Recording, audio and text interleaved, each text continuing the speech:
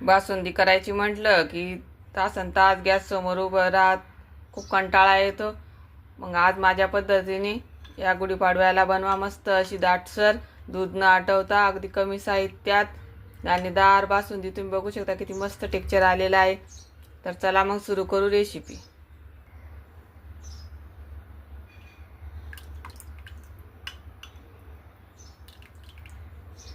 श्री शिवाय नमस्तुभ्य मैत्रिणींनो, मी अंजली कुंभार माझ्या यूट्यूब चॅनलमध्ये तुम्हाला सर्वांचं मनापासून खूप खूप स्वागत करते। तर आज बनवणार आहे मस्त अशी दाटसर बासुंदी। तर आपण दूध न आटवता अगदी कमी वेळात ही बासुंदी बनवून घेणार आहोत। त्यासाठी मी इथे घेतलेला आहे 1 लिटर दूध, 50 ग्राम खवा, 9-10 काजू, 9-10 बदामाचं कूट करून घेतलेले, 1 छोटा चमच इलायचीची पूड आणि 1 वाटी साखर। बासुंदी बनवण्यासाठी कधी पण पसरट भांड घ्यायचं। इथे अगोदर थोडंसं पाणी घातलेलं आहे मी। पाणी घातल्यामुळे दूध बुडाला चिकटत नाही। इथे मी म्हशीचं दूध घेतलेलं आहे। आता दुधाला छान उकळी काढून घेऊ। तर असं याला चमच्यानं नाही तर उलटण्यानं हलवत राहायचं। बुडाला दूध चिकटलं नाही पाहिजे आणि मलाई अशी उलटण्यानं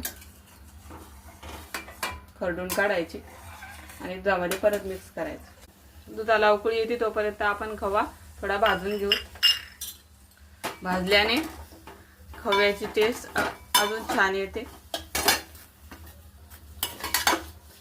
तर मी ते खव्याला 1 मिनिटभर छान परतून घेतलेला आहे। तुम्ही बघू शकता मस्त मॉइश्चर निघून गेलेला आहे खव्यामधलं।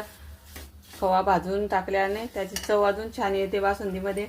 आता आपण हा खवा बासुंदीमध्ये टाकून देऊ।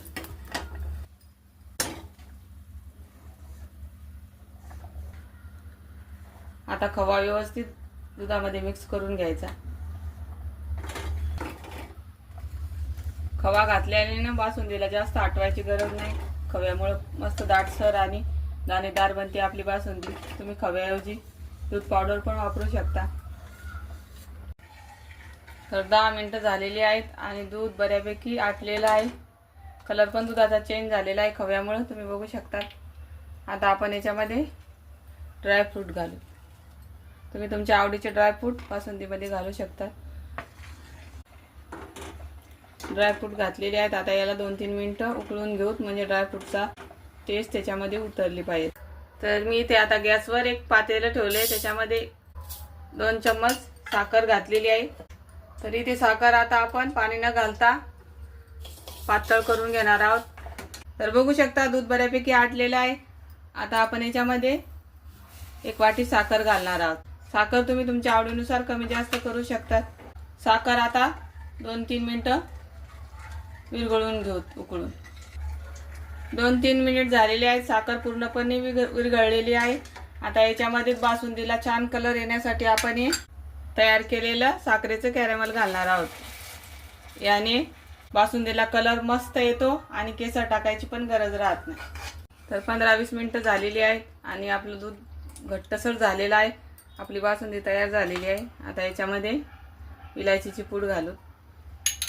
त्याला 1-2 मिनिट उकळू देऊ आणि गॅस बंद करून घेऊ।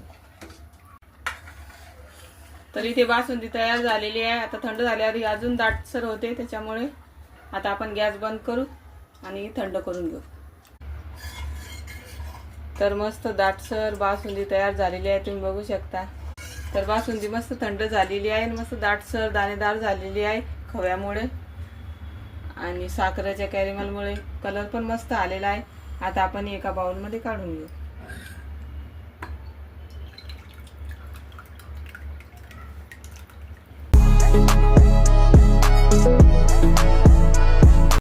तर इथे तयार झालेली आहे मस्त आपली दाटसर बासुंदी तयार। तुम्ही बघू शकता टेक्स्चर पण किती मस्त आलेला आहे आणि दाणेदार बासुंदी तयार झालेली आहे अगदी कमी साहित्यात। तर तुम्हाला ही माझी बासुंदीची रेसिपी कशी वाटली नक्की कमेंटमध्ये सांगा आणि माझी रेसिपी आवडली असल्यास चॅनलला लाईक करा, शेअर करा, सबस्क्राईब करा। धन्यवाद।